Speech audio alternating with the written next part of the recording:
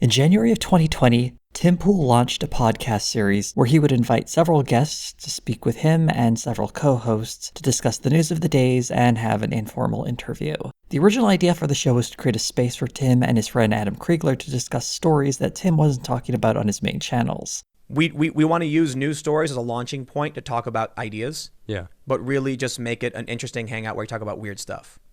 With tens of thousands of people tuning in live for each episode, I wanted to get a sense of what the show has become and what it's like to watch for a week as it finishes its third year. I watched the episodes from December 19th to December 22nd of 2022. While the show typically runs from Monday to Friday, there was no Friday episode as Tim and his crew took the holidays off and didn't have any new episodes until the new year. This was a different week than most because instead of being filmed at Tim Pool's home, he took his show on the road to Turning Point USA's America Fest for a broadcast in front of an audience on the 19th, and then in a few studios that were set aside for him and his team for the other 3 shows during the rest of the week. The look is a noticeable improvement, particularly the lighting. These episodes also brought along with them a number of high-profile guests, including Steve Bannon, Charlie Kirk, James Lindsay, Blake Masters, and Kyle Rittenhouse. The Big Monday show was probably the most interesting to watch. In addition to having the highest profile guests, it provided an idea of what a live audience thinks of Timcast IRL itself. This is from the video titled Timcast IRL Live at AmFest with Steve Bannon, Charlie Kirk, and James Lindsay. One of the things I noticed very quickly is that the high profile guests are often allowed to go on long rants with little to no pushback. Here are a few examples from former Trump advisor Steve Bannon, who spent a lot of his time on the show giving these rah-rah speeches about how brave and daring everyone there was, making allusions to great civilizations of antiquity and other grand historical connections. What the administrative state and the deep state is a modern Praetorian Guard. Everybody in this audience under 35 years old is nothing more than a Russian serf. Raise your hand if you didn't take the shot. This is freedom right here. This is 1775. You're Sam Adams, you're John Hancock. These are a bunch of people recording a podcast at America Fest. But it sure feels like you're doing more when someone is comparing you to fighting the American Revolution by not being safely vaccinated against a deadly disease. If you're unfamiliar with America Fest, it's a creation of Turning Points USA that supposedly gathers young people from across the United States to celebrate conservative values. Timcast IRL was part of programming that included speakers such as Candace Owens, Lauren Boebert, and Tucker Carlson. The lavish production reveals how much money Turning Points USA has to spend on all of this. In June of 2021, the end of the 2020 fiscal year, Turning Points reported making just under $55 million in revenue, up from $39 million in the previous year. According to reporting from NBC, half of that revenue comes from 10 anonymous donors. Ultimately, the goal of an organization like Turning Points USA is to direct young people into conservative action that will ultimately benefit some of the wealthiest people in the United States.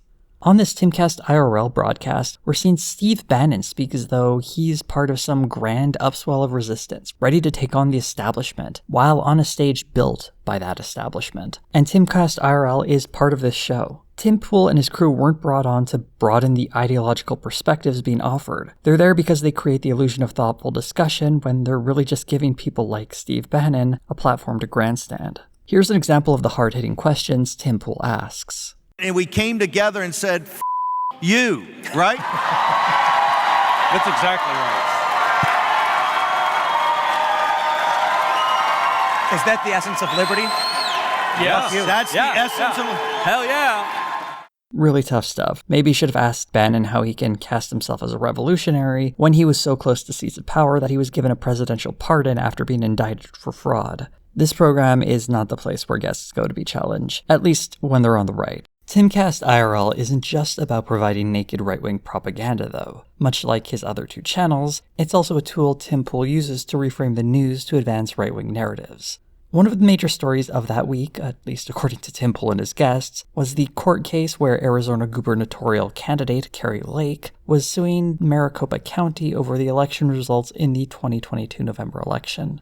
While this story got some light coverage in mainstream press, it wasn't elevated to any special significance, as it was widely believed that the claims from the Lake campaign had no merit. And in retrospect, with the judge having ruled against Lake, it appears that that was true. Unless you were watching Timcast IRL, where apparently this was a grave injustice, revealing a broken electoral system. Although Tim Pool was predicting that the judge would rule against Kari Lake, it wasn't because he found her claims meritless. But first, let's look at the actual claims being made here. The discussions from Timcast IRL come from 2 episodes, one titled Timcast IRL - Kari Lake election witnesses say ballots are missing with Kyle Rittenhouse, and another one titled Timcast IRL - Kari Lake trial concludes bombshell evidence could change everything with Blake Masters. One of the key takeaways was when an expert witness testified that there were duplicate ballots and no originals. They didn't know where the originals were. And then another witness testified that there was no chain of custody. And I think, 298,000 ballots? Was that what it was? Yeah. This is all going to get very technical. So I'm going to give you a quick rundown of what was supposed to happen while counting the ballots in Arizona.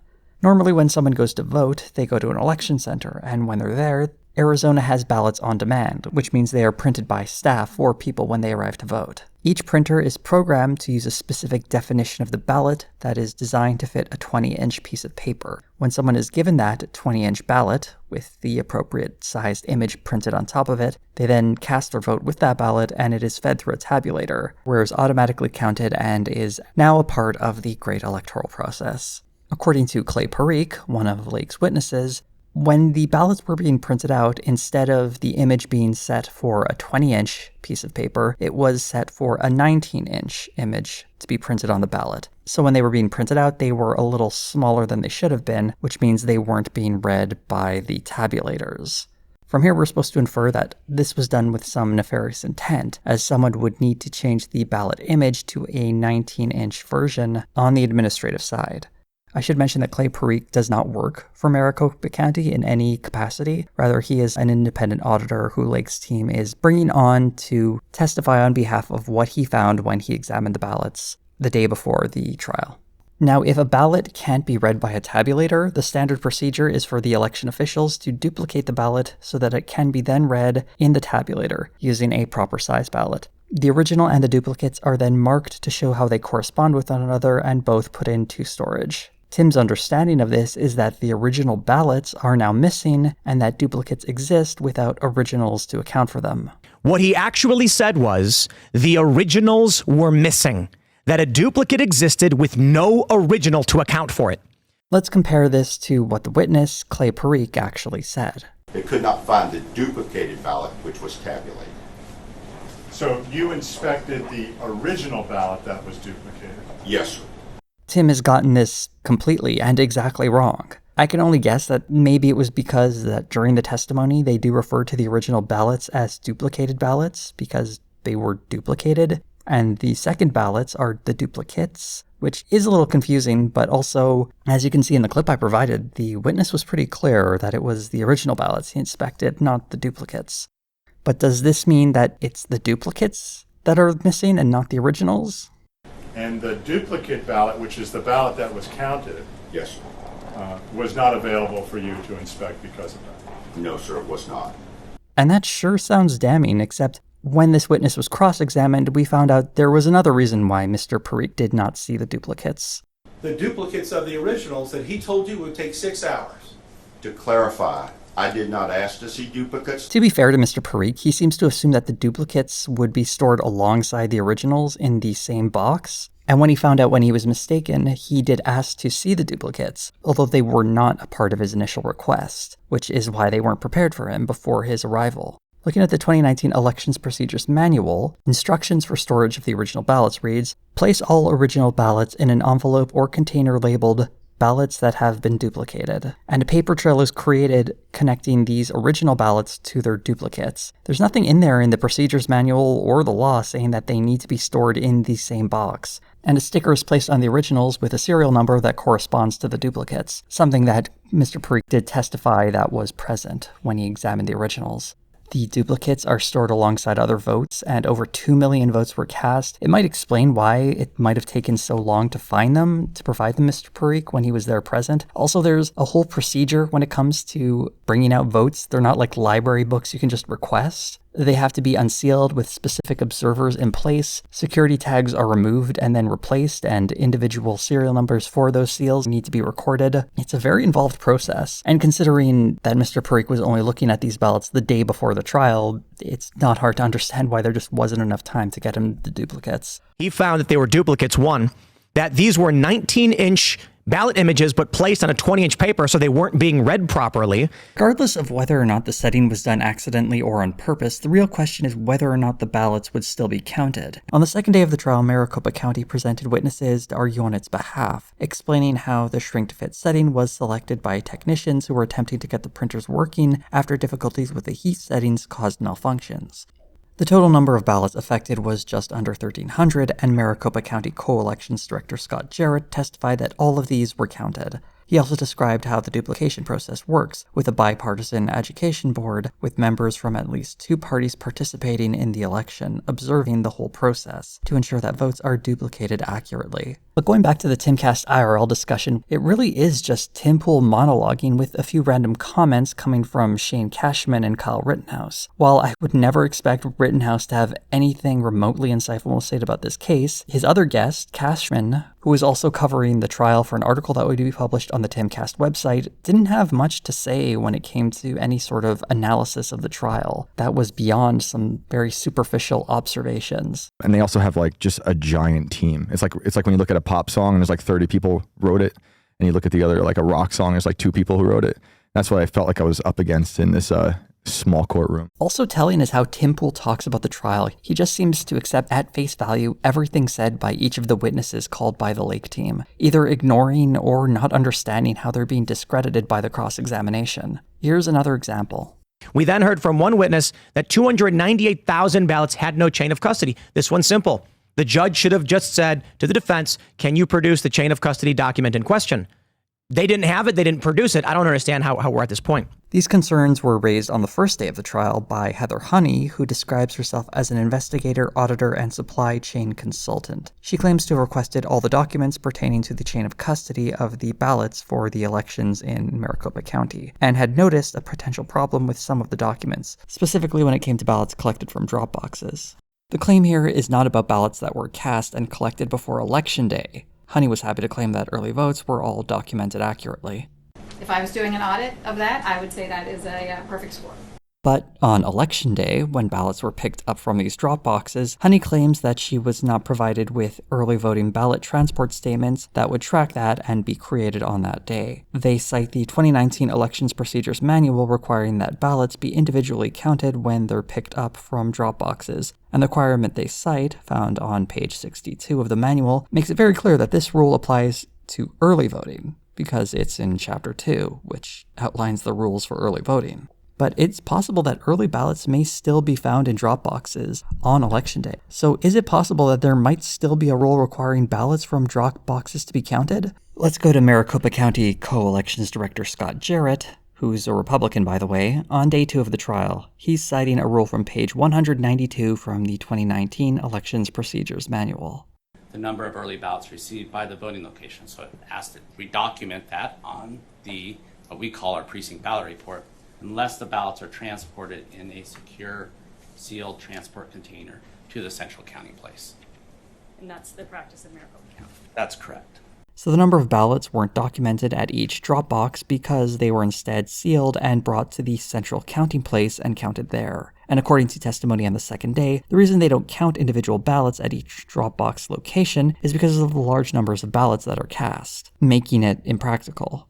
Instead, they weighed the ballots to ensure no extra ones were sneaking in, and they had monitors from both parties observing the whole process. The total number would eventually be counted at roughly 292,000. And it turns out there is documentation for all of this. It's on the official ballot report form.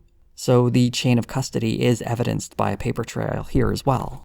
Throughout the questioning, Jarrett goes into painful detail describing the various seals, barcodes, envelopes, observers, and forms that are all part of the chain of custody process. To be honest, while researching this, I was genuinely surprised to learn just how secure this election was. To insert thousands of ballots into this election, someone would need to forge documentation that measured the weight of the ballots, create or manipulate security seals with unique codes on them, fabricate ballots with unique barcodes, create special envelopes for those ballots, and somehow do all of this while there are observers from both parties present the entire time. If you'd like a real breakdown of the trial, you can read a description on Democracy Docket, they're linked below, or you can watch the trial online if you have 12 hours to spare. What I think Tim is more drawn to is the theatrical idea of what a trial is supposed to look like. On his main channel, he talked about the trial a little bit more, and in that video, he highlighted this moment here, and you'll notice that the video, it's a stream of two people reacting to the trial. In this case, it's Robert Barnes, who became famous for defending Kyle Rittenhouse. There's no question in my mind that had there not been tabulator issues at 132 vote centers, this election would have ended up with Kari Lake winning. Wow. That's testimony that he didn't even get out on direct. She just got I didn't ask for your opinion. I asked. She gave him the causation. Tim is right there, dancing alongside what a devastating response this was from the witness. But in that celebration, they didn't hear the response from the lawyer questioning the witness. There's no question in my mind that had there not been tabulator issues at 132 vote centers, this election would have ended up with Kari Lake winning. Well, that's an inference you're making, correct? You just asked me for my opinion, and I gave it. I didn't ask for your opinion. I asked if you had personal knowledge. I don't have knowledge of specific numbers. No. Okay. No further questions. Thank you. So yeah, it may have been a cool applause line, but it was really just a lot of silly posturing that's deflated with a single question. But hey, it sure sounded cool, so that's all Tim really needed to know. These new segments on Timcast IRL have very little value, as they're more or less extensions of Tim's other channels. Tim presents a story missing or misrepresenting key facts, and the other people on the show react to his version of the story. And sometimes he just makes things up, like this. I think we end up seeing with so many judges, and not just this case, but basically across the board with everything, is they're thinking to themselves, look, I don't know anything about this stuff. I don't want to be involved in this stuff. This case is so political. Everyone's going to get mad at me. I'm just going to tell them no and get out of my courtroom. And so they end up just saying, get out, don't care, don't want to deal with it. Yeah, that's a weak judge then. And that's too many of them. Yeah. How does he know this? And if he's speculating, what is he basing this off of? In the case of Kari Lake, the evidence presented on her side was incredibly weak, and she lost. The same can be said of the many failed cases that tried to overturn the results of the 2020 election. Even if this conspiracy to uphold bogus elections were true, Tim provides no evidence that the judge's thought processes are working out the way he says they are. He's just making things up. Instead of honestly looking at the evidence, Tim would rather make up a story of judges being too afraid to do their jobs. And to be clear, if we had evidence of judges actually doing this, dismissing cases because they're afraid of the political fallout, that would be a massive scandal that should result in a judge being relieved of their position. But since he's just speculating on his podcast, Tim doesn't actually have to provide evidence. He just needs to throw out a hypothetical with a few people nodding along for support, creating the illusion that this is a reasonable assumption when it's based on nothing more than a fantasy. Going back to one of these people, Shane Cashman, I mentioned it was a bit surprising he didn't have more meaningful insight to offer about the trial, though I wondered if perhaps he was saving that for the future article he was writing for the Timcast website. And while I only intended to talk about Timcast IRL in this video, I have to share a few excerpts from one of the funniest articles I've read in a long time. Here's how it opens. I thought the sun would have been up by now, but it's still dark in the parking lot outside Runebeck Election Services. No one told me Phoenix decided to opt out of daylight savings in the 1960s, so what felt like a lagging sunrise wouldn't make sense until later. Even time seemed dishonest here. Okay, first off, daylight savings time isn't happening in December. It begins in March. Most of Arizona doesn't observe daylight saving time, but in December it's on the same mountain time as Colorado, Utah, and Alberta. And as for the writing itself, I was overjoyed with how silly it was. Here's the rest of this paragraph. There was a general lawlessness to this modern-looking city. The homeless occupied the night, and I saw gangs of wild dogs roam the streets. One had a water bottle crunched between its teeth. Most of the article reads like a high school student creative writing project, often stepping on its own point. The coverage of the trial doesn't come along for another 3,000 words, nearly halfway through the article. Now you might imagine it'll finally get into some details about what was said at the trial, but this is not the article you want to read if you're trying to understand what happened. While Cashman does bring up the printing problems of the 19-inch ballots and supposed chain of custody issues on Election Day, he only mentions them in a single paragraph, exclusively framed from the perspective of the Lake team. Instead, he uses his time to talk about the general vibes of the courtroom or bringing up extraneous details. For example, while it's certainly true that Maricopa County Attorney Thomas Liddy is G. Gordon Liddy's son, what does that have to do with the trial? Unless it's to justify sentences like this one. Liddy cross-examines witnesses with the same blunt force his dad used with a crowbar on the filing cabinet for Watergate. It's an underhanded way of casting doubt on someone because of the actions of their father. And I'm not sure if it was intentional, but that is also a very funny sentence. Here's an example of how he describes testimony from the second day of the trial. Richard Barris, a pollster with Big Data Poll, took the stand in a three-piece suit. Lake's husband leaned forward, elbows on knees, and she kept her hands clasped in her lap.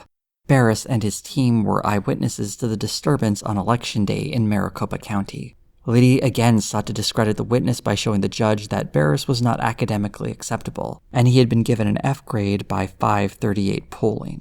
"I make my living in the real world," Barris said, as a clear indication that we are truly witnessing two societies competing for their version of reality. He questioned why 538 had become the authority in polling. NBC laughed along with the defense team. His laughs sounded like belches. And that's all we get of that testimony. What else did Barris say? That's less important than what we would get, a discussion of NBC, which is used to describe a journalist working for the local NBC affiliate, a man Cashman doesn't mention by name. While first reading the article, I thought maybe he might be trying to protect this guy's identity by not saying which journalist from NBC was there. But he posted a selfie with the guy at the very end, so I'm pretty sure he's not trying to hide who this guy is. A more likely reason he calls him NBC is because people might not get excited to know that it was Bram Resnick of the 12 News team who was on the scene. Not to be mean to Resnick, but his name likely doesn't have nationwide recognition. But by calling him NBC, it sure does evoke the millionaire TV hosts of NBC News. For those who are unaware, local network affiliates are not owned by the network. Rather, they have a contract, in this case with NBC, to air their programming, so local news operates independently of network news. If Channel 12 became an ABC affiliate, their local news may remain completely identical, only they would have ABC branding instead of NBC. But it's a lot more fun to pretend that the NBC network has sent one of their high-priced goons to cover this, so Cashman can spend multiple sentences talking smack, like this. The journalist who translated for him wound up giving his seat to NBC, an act of ass-kissing that made me nauseous. NBC smelled like stale champagne, cheap tanning lotion, and a urinal cake.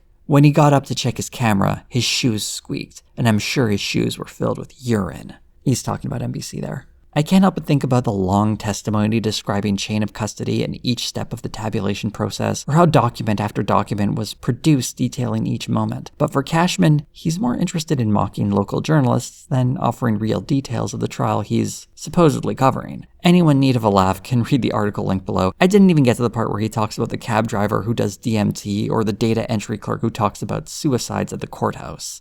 Details that are fun to include, but aren't a substitute for proper journalism and actual coverage of the event he was sent there to cover.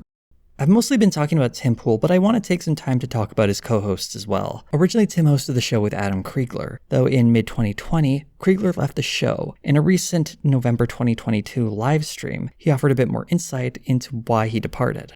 Like, the real reason why I got fired, I think, is because he didn't want to pay me anymore. I believe. That's what I believe. He'll say I gave him an ultimatum to fire Lydia, but I think that's bullshit. I think he wanted me gone.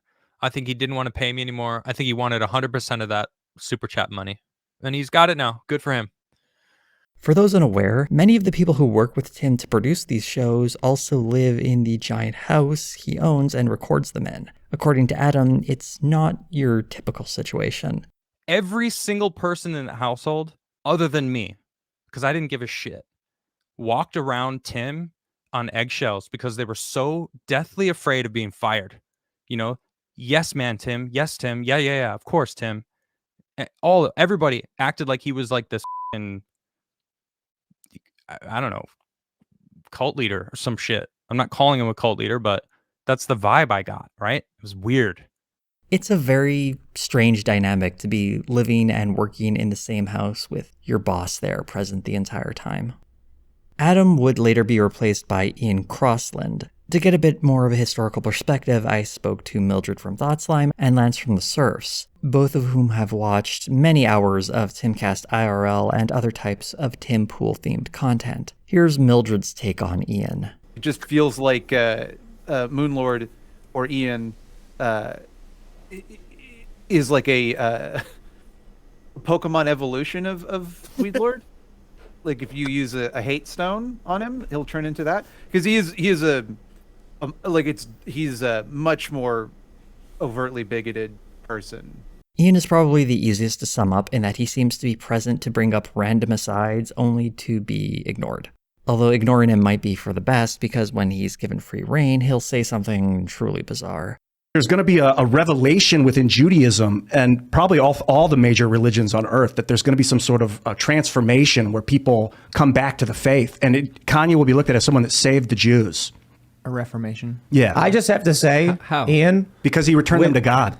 I think this may be one of the most insane things I've ever heard you say. Sure, man. The logic here is strange and confusing. And if one of my co-hosts said, one of the most insane things I've ever heard you say. Sure, man. I'd probably look into getting a new co-host. Ian doesn't have much in the way of an interesting backstory. He used to upload a lot of videos of him ranting on YouTube, some going back 16 years. He just seems to be a friend of Tim's who was brought onto the show, so no one could ever accuse Tim of being the least intelligent person in the room.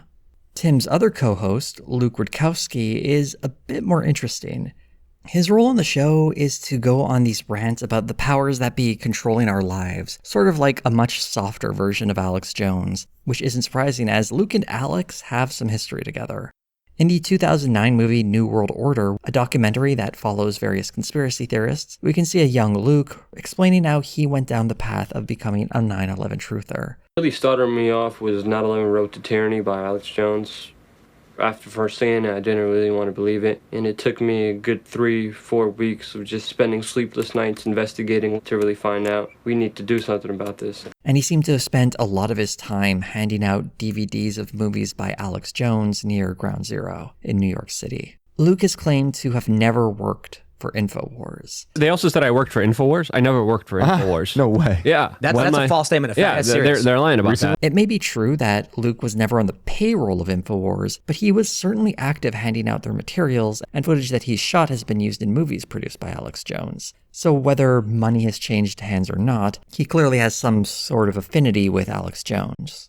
Luke identifies as an anarchist, and that's really only half true. He's probably more accurately defined as an anarcho-capitalist, so much so that he spoke at a 2016 anarcho-capitalist conference, Anarcho-Poco. He is a avowed anarcho-capitalist, a proud anarcho-capitalist. He does the ANCAP and likes to just tell people he's an anarchist, so it gives them... It's the same thing as Tim Pool doing the milquetoast fence sitter. It gives them that moment to be like, oh, I'm sitting... One of my co-hosts is an anarchist, so, I mean, you know, we're pretty radical around these parts, you know, we have dissenting opinions, and then he has a very crypto-oriented liberation only comes through us getting rid of the Fed and, decentralizing currency, because that's how they control us, manipulate us. Obviously, some pretty deeply anti-Semitic beliefs. For those unfamiliar with these terms, the short version is that anarchism is about abolishing unjust hierarchies, whereas anarcho-capitalism accepts capitalism into this framework. An anarchist would probably describe this as a contradiction, since capitalism requires a hierarchy of workers having their labor profit owners. Luke is an anarchist much in the same way that Tim Pool is a liberal, as an effective form of branding while more or less endorsing and supporting structures that work in direct opposition to typical goals of liberals and anarchists.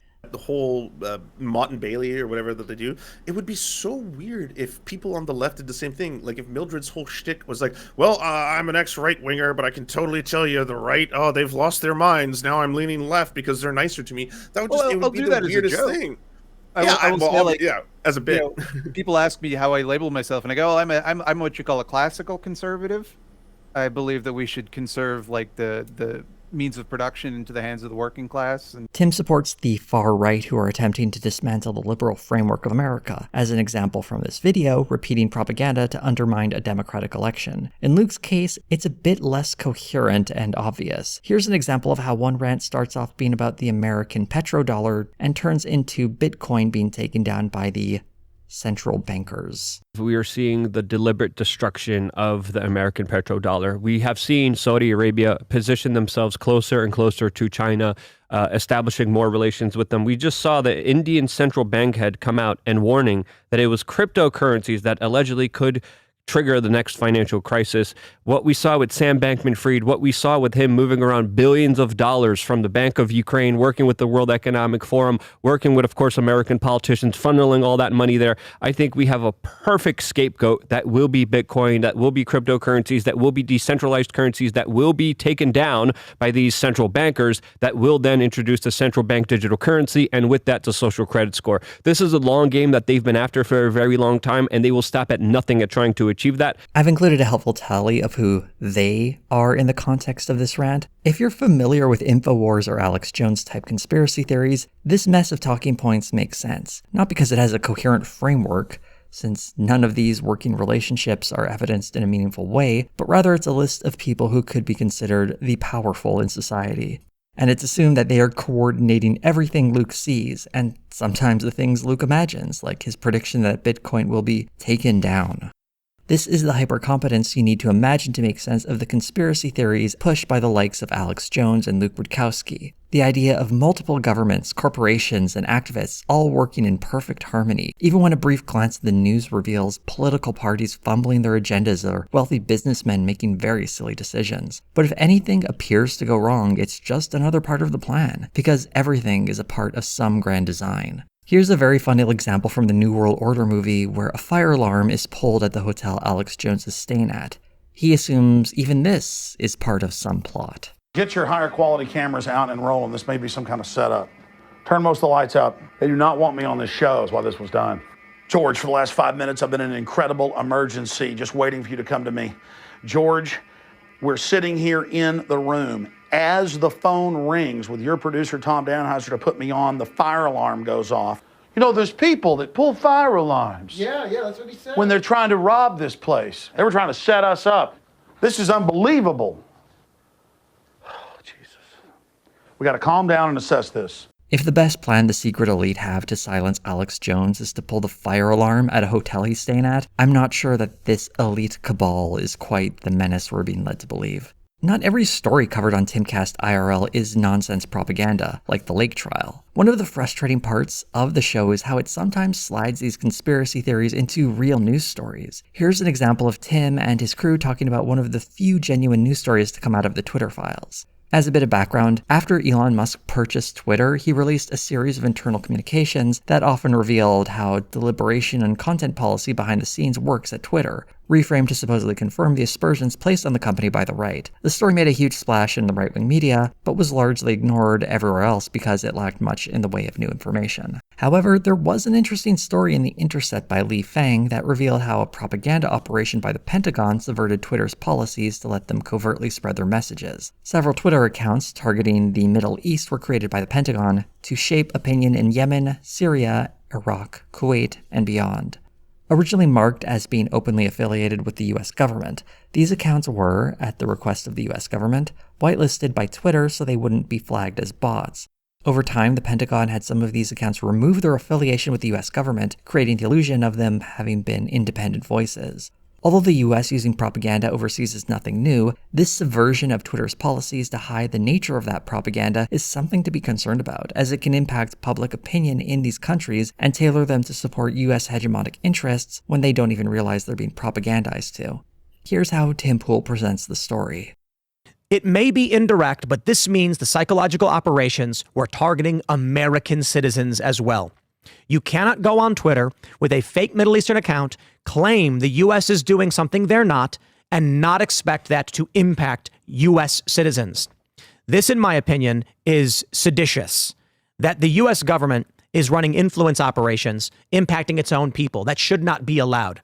There is no evidence that this operation is deliberately targeting American citizens. In fact, a quick look at the article would reveal that these accounts are all in Arabic. So while it could conceivably impact anyone in the world who could understand Arabic, it certainly wasn't meant to target the average American.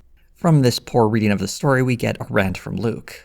And with the U.S. Pentagon running psyops on unsuspecting American people, promoting the war in Yemen is absolutely insidious, and your tax dollars are literally doing PR for Al-Qaeda.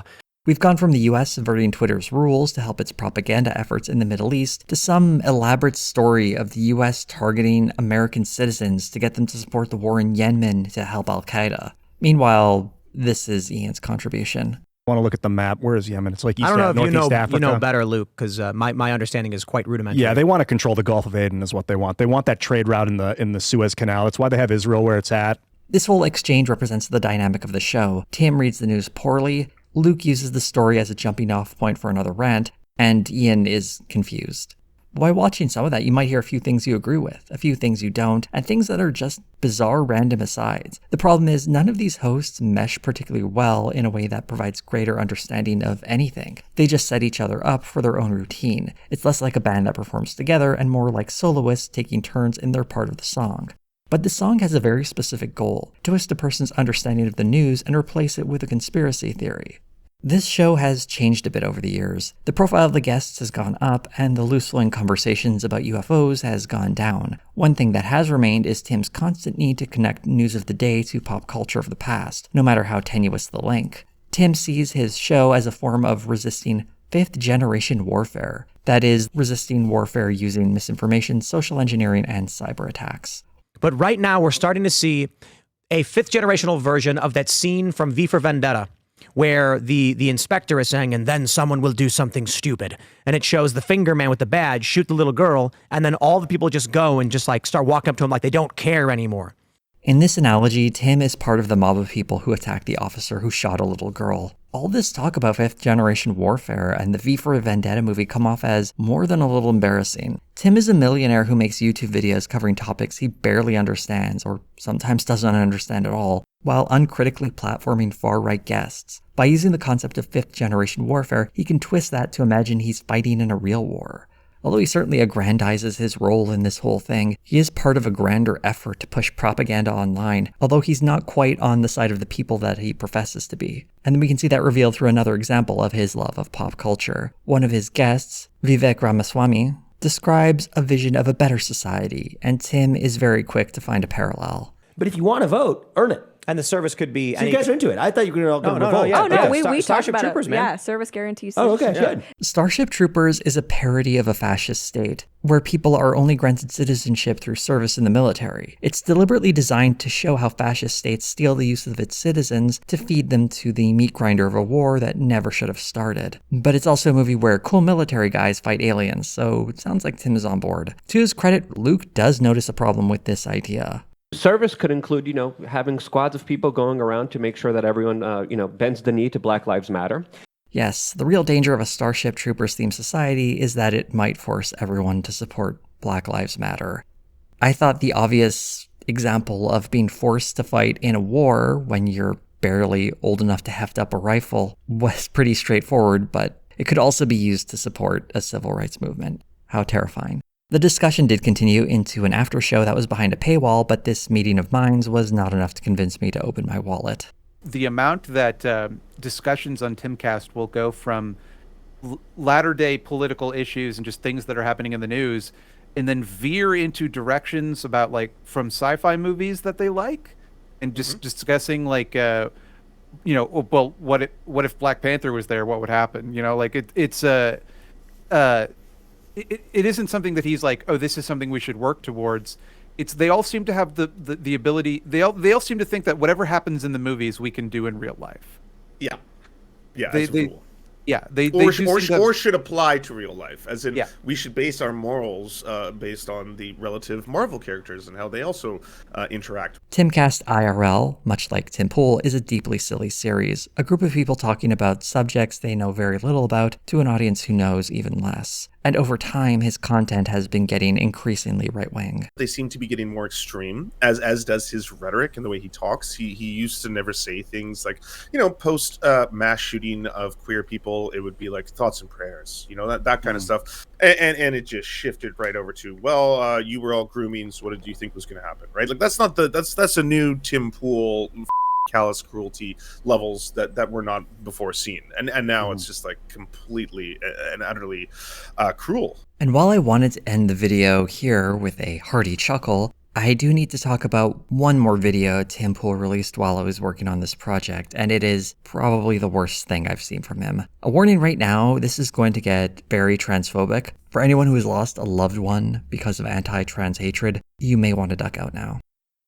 This is in response to a video that covered the death of Henry Berg, the son of Kentucky State Senator Karen Berg. He took his own life on Friday, December 16th, 2022. After his passing, Senator Berg issued a statement honoring her son while expressing that it was the continued marginalization of trans people that contributed negatively to his mental health. Part of her statement reads, Henry spent his life working to extend grace, compassion, and understanding to everyone, but especially to the vulnerable and marginalized. This grace, compassion, and understanding was not always returned to him. As the mother of a transgender son, I gave my whole heart trying to protect my child from a world where some people, and especially some politicians, intentionally continue to believe that marginalizing my child was okay simply because of who he was. Her full statement is linked below, and it's moving to read. Moving enough that one might hope to reconsider the anti-trans rhetoric and efforts to marginalize trans people that they participate in. Sadly, that's not the sort of response we got from Tim Pool. His response came in a video released on December 21st titled, I'm not doing a silly reading for this one. Democrats' trans child takes own life. Senator blames everyone else instead of affirming care. And if you think that title is bad, it only gets worse from here. I'm going to come right out and say it. I believe this Karen Berg has a right to be angry after losing her child, but I do believe that she is politicizing this and putting the fault on those who actually tried to save her child. Tim's contention here seems to be that gender affirmation alone does not completely undo someone's mental health issues, something no serious person has ever claimed. Gender-affirming care can help reduce the likelihood of someone taking their own life, as has been found in numerous scientific studies, but it doesn't completely eliminate the risk. When you read the statement from Senator Berg, it becomes obviously clear that there were examples of anti-trans hate that certainly impacted Henry's life. From Senator Berg's statement. Henry wasn't just a trans man living in the world. He also worked as an advocate, standing on the front lines against anti-trans legislation and bigotry. This is state senator, I believe, is saying, no, you didn't accept my transgender son. But people don't accept everybody for a variety of reasons. That's an impossibility. This is someone being rejected because of their identity. Reducing it to a variety of reasons is to hide the bigotry at play here. Tim Pool is running cover for anti-trans bigotry and participating in it himself. Here's who Tim blames instead. I will say it.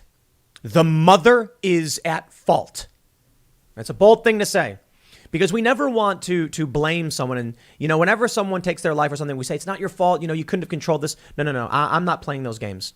Yes, he blames Henry's mother for supporting her son's transition. Body dysmorphic disorder, and they want to remove their hand. This is a real thing. I do not believe we should affirm any of these things. What we should do... I'm cutting off Tim here because what he thinks doesn't matter. He isn't a doctor. He doesn't even know who these people are outside of an article he just read, and he's already giving them advice on how they could have prevented someone's suicide. Let's go back to Senator Berg's statement to see what was weighing on Henry's mind. On a daily basis at his job, Henry would be aware of the hateful and vile anti-trans messaging being circulated around this country and focused at his workplace. This hate building across the country weighed on him. In one of our last conversations, he wondered if he was safe walking down the street. At one point in this video, Tim comes very close to approaching the real problem here, but he doesn't have the courage to really engage with the point he's brought up. Some parts of the world, in most parts of the world, they're racist. And the color of your skin will determine whether or not they accept or reject you. You can't change that right now. Over time, we can genuinely find people become more accepting in certain respects, but mostly this is a product of the West in the United States. I mean, China is still extremely racist, and they're not giving that up. So I don't think it's fair to say that you can make everyone accept you. Yes, acceptance takes time. And here, Tim is the one not accepting trans people. In the analogy he brought up, he is the racist refusing to acknowledge other racial groups as equal to him. There's such an obvious lesson to be learned here, and it only takes the slightest bit of empathy for another human being. And since he doesn't have enough material to fill a 20-minute video, Tim spends about 8 minutes talking about another story where the groomer label is identified as an anti-LGBTQ slur. The statements he addresses are pretty easy to debunk, like when he tries to twist the phrase alternate form of kinship to mean preparing children to be sexually abused. Family-friendly just means accessible and inviting to families with children to prepare them for alternate modes of kinship. Yeah, we call that grooming.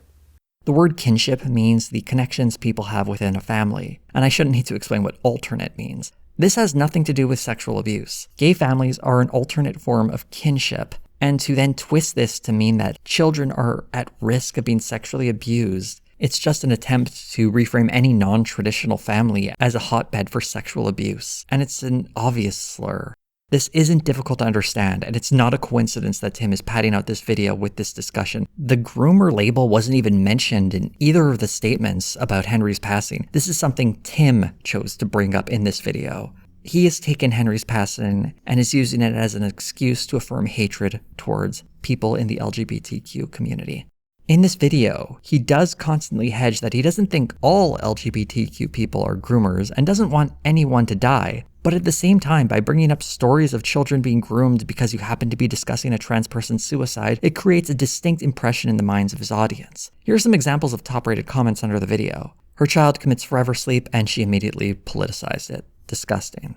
It's almost as if pushing an adult lifestyle that has a 40% death rate onto impressionable children and teenagers with drugs that permanently alter their brain and body chemistry is a horrible idea. I used to wonder where all this anti-trans hate is until I realized that anything sort of complete and total gender identity knee-bending is classified as hate.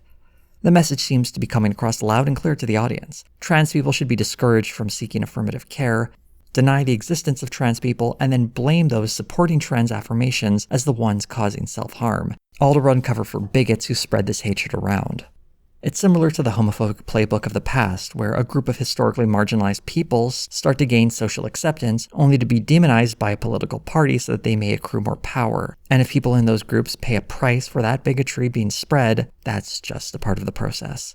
This is the 5th video I've made looking at Tim Pool, and I honestly can't remember seeing anything quite as grotesque as this. I have no more insight into this than Tim does as to what Henry's relationship was like with his family. But whereas I can read a statement from Senator Berg supporting her son's identity as a sign of a strong relationship, Tim twists it into something else. Because her son was trans, and a mother who supports her trans child, in his mind, is an abuser. I can't think of a worse thing to say to a grieving mother. It doesn't even have the meager cover of being true. It's just a lie to spread more hatred. And then using that to blame the community that supports these people to cover for the bigots who lie about them. This video has gone places. We've laughed at the utter silliness of an unserious man, and we've gazed deep into the darkest parts of his channel. I don't know if it's ignorance or hatred that drives any of this, and it really doesn't matter. The effect of creating this absolute steaming pile of trash that is the content of Tim Pool stands on its own, regardless of what tiny little thoughts rattle inside his empty skull. But I don't want to end this video on something negative. Instead, I'd like to go back to Henry Berg and do his memory a bit more credit by reading a statement from the president of the Human Rights Campaign, Kelly Robinson, an organization where Henry served as deputy press secretary.